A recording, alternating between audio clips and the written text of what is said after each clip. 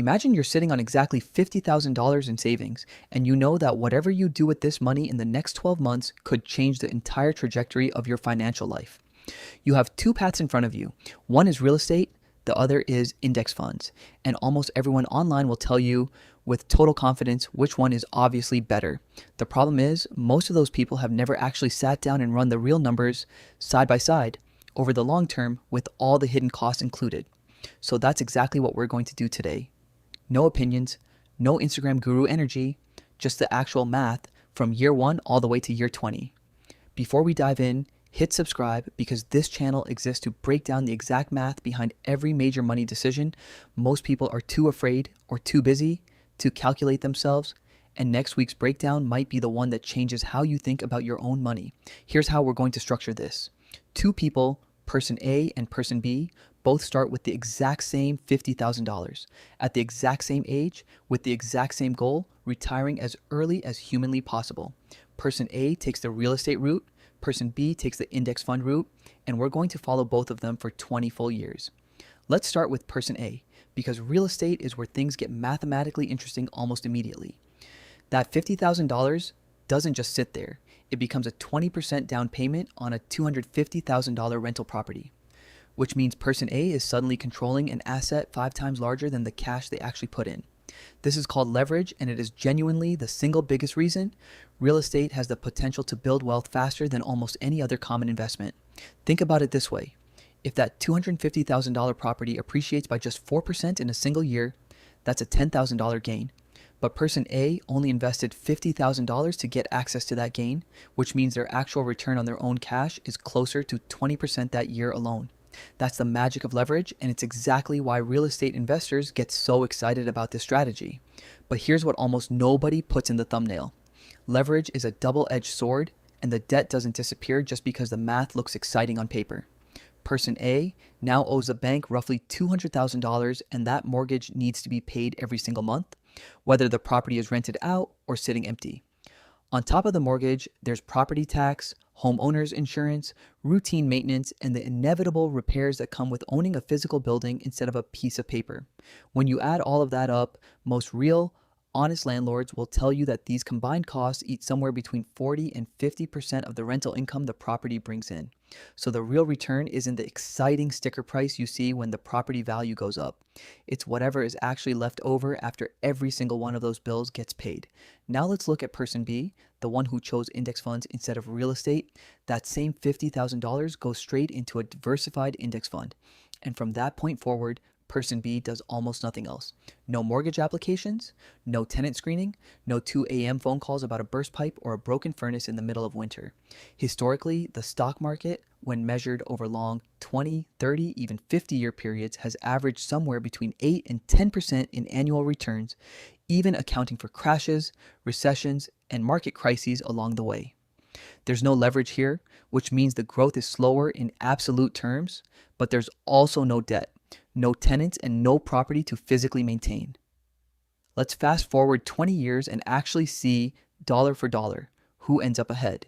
Person A's property, growing at a conservative 4% per year in appreciation, is now worth approximately $547,000. But remember, $200,000 of that value was never really person A's money to begin with. It was borrowed from the bank in the first place. After 20 years of mortgage payments slowly chipping away at that loan, person A's actual equity, the part they truly own outright, comes out to somewhere around $350,000. Now, let's check on person B. Their original $50,000, growing at 9% a year with absolutely nothing else added, has grown to approximately $280,000. Looking purely at these two numbers, real estate appears to be winning by a significant margin, roughly $70,000 ahead of the index fund. But we're still not finished, because person A's property wasn't just sitting there appreciating quietly in the background. It was also collecting rent every single month for 20 straight years, even after subtracting all those expenses we talked about earlier: mortgage, taxes, repairs, vacancies. Most landlords in this situation walk away with somewhere between $40,000 and $80,000 in accumulated rental profit over 2 decades. Add that on top of the equity, and person A's real estate strategy is now pulling meaningfully further ahead of the index fund approach. So case closed, right? Real estate wins. Except Here's the part of this story that almost never makes it into the viral headline. For 20 straight years, person A had a second unpaid job, screening tenants, fixing broken appliances, handling late night emergency calls, dealing with vacancies, evictions, and the constant mental stress of managing a physical asset. Person B, meanwhile, did none of that. Zero phone calls, zero repairs, zero stress, just 20 years of checking an account balance a few times a year. So the real question we should actually be asking isn't simply which number is bigger at the end of 20 years. It's which strategy actually gets you to the point where you can say, I never have to work again, the fastest, and with the least amount of ongoing effort required to maintain it. And here's where the math gets genuinely interesting, because rental income can replace your paycheck almost immediately, the very day that mortgage is finally paid off in full. An index fund, on the other hand, typically needs to reach a much larger total before it can safely and sustainably replace your income for the rest of your life. Financial planners commonly use what's called the 25 times rule, meaning you generally need approximately 25 times your annual living expenses invested before you can safely withdraw from it every year without running out of money. Which means when you're purely optimizing for the earliest possible retirement date, cash flowing real estate frequently wins this race, sometimes by a wide margin. But when you're optimizing for the least amount of ongoing effort, stress, and time investment required to get there, index funds are almost always the clear winner. So, which one is actually right for you, specifically, and not just in some general, one-size-fits-all sense?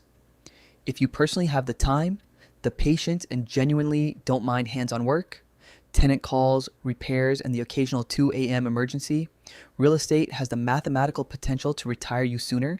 But if what you actually want is your money quietly growing in the background while you live your life completely untouched by any of that stress, index funds win decisively on simplicity and peace of mind.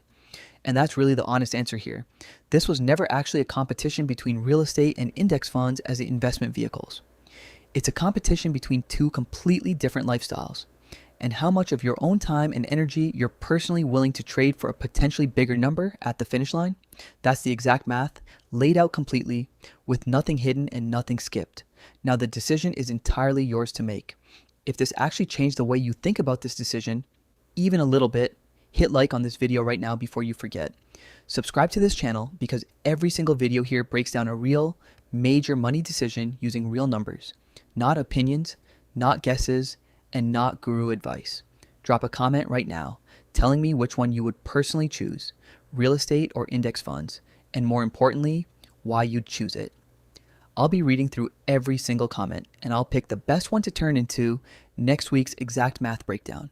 Until then, I'll see you in the next one.